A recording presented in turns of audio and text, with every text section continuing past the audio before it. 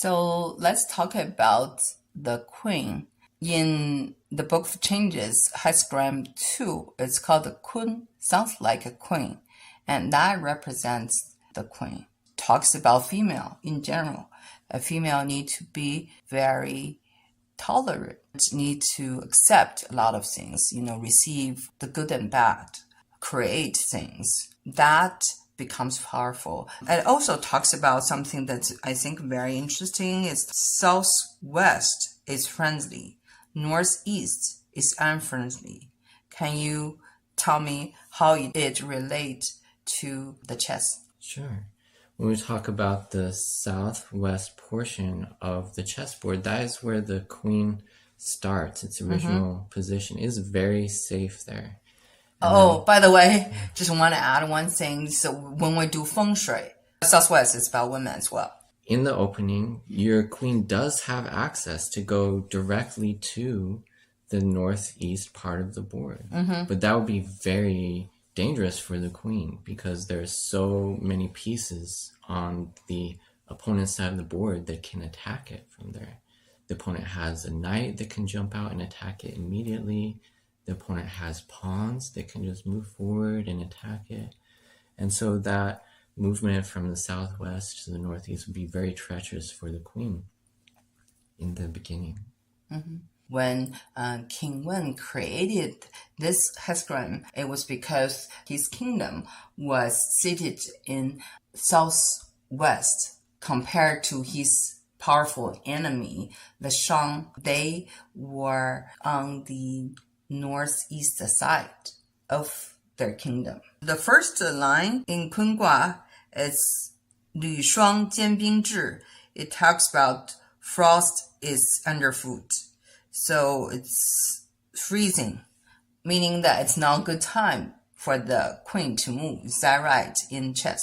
Yes. One beginner mistake is to think that the queen or the rook are very powerful and I want to mobilize those as soon as possible.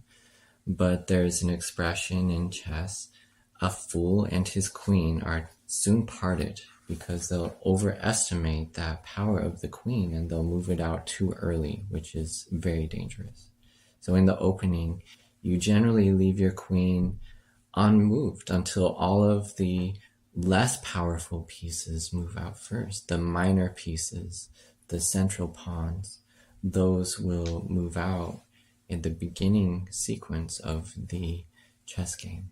Line 2 is called 直方大不习无不利.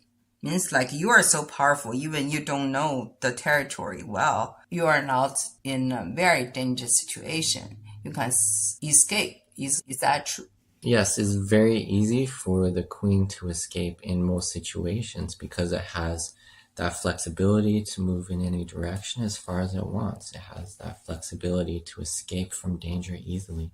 It's the piece with the access to more squares than any other piece. So the line 3 is very interesting. 韩章可真或从王室无成有终. What it means, you are very powerful, you have your merits, but you need to serve the king. 或从王室. You need to do things the king wants you to do. Even you are not successful, you should try to stay toward the end.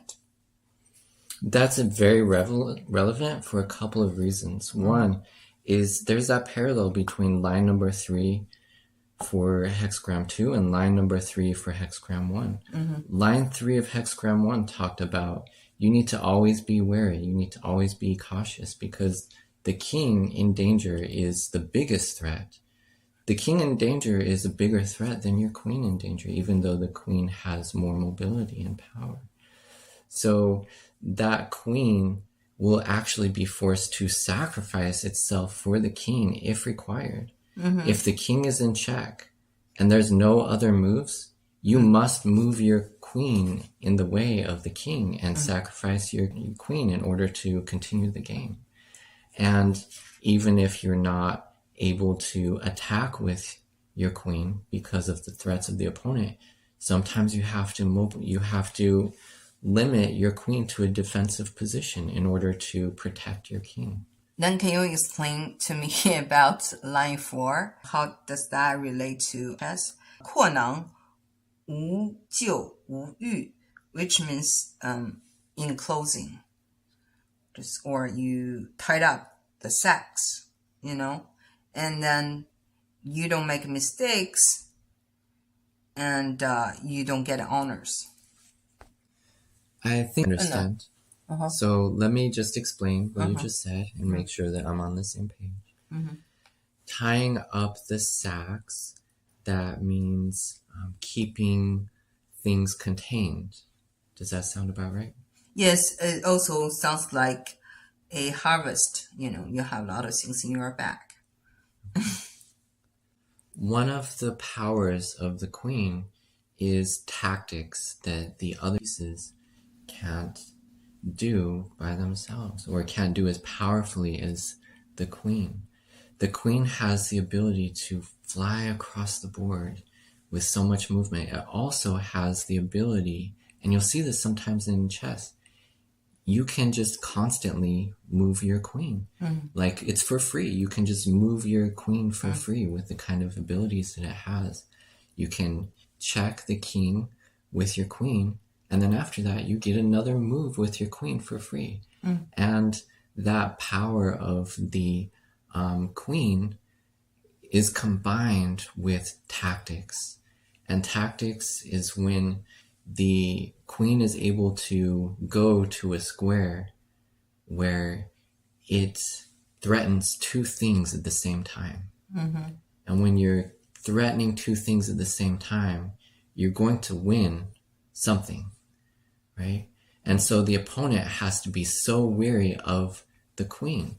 Now, it's not you being wary of losing your queen, it's the opponent having to consider all of the possibilities that could happen with your queen, and they have to limit their own move based off of the power and scope of your queen. They become contained. They have to say, I can't move here because your queen can do this, and I can't do that because your queen will do this. And so it becomes a part of the opponent's forecast. They have to visualize what your queen can do, and they have to contain their own pieces and moves based off of that. At this stage, line 4, the queen has not helped the king win the game yet. So there's 无咎无欲, no mistakes, but no praise or honor, no winning, right? So you might be able to contain some pieces at this stage, and you are getting your advantage, but it's still too early to say we're going to win. Yes, this is very characteristic of an evenly matched game between two players who are calculating equally and are able to defend against each other's threats and forecast. And what will happen is one player might be able to get a positional advantage where their pieces are more powerful, but the game isn't over yet. There's no material advantage. They haven't won any trophies yet. They haven't captured more pieces. They haven't checkmated the king. They're just more powerful. So I would say at this point, line 4, it's still in the mid-game, not toward the endgame yet. Yeah. So in line 5, maybe we're moving toward the endgame. It's called 黄山原籍. You wear your yellow robes. So it's lucky. What it means, like when you wear your yellow robes, I want to just tell you, it's like number 1 is the kings and the queens can wear yellow. The color yellow is very, prestigious in Chinese culture. So when you wear something yellow, that means this is something very formal, like you maybe stand next to the king or something, and then there might be a celebration, something like that, or you are like ahead of the game. So just you are very proud of it. But anyhow, when you wear your yellow robe, it's a good sign. The parallel there with the end game is that every piece becomes so significant and so much more powerful in the end game. And especially the queen, it will become so ferocious because not only does it have the mobility to reach the most squares more than any other piece on the board is more open. The board has less threats. The board has less pieces on it. So there's less control from the other side of the board about what your queen can do. The limitations are lifted. Yes. And that queen can go anywhere. It can go anywhere and threaten everything very quickly. So in real life, in Chinese culture, the king could have many wives, just only one queen. So everybody wanted to be that queen.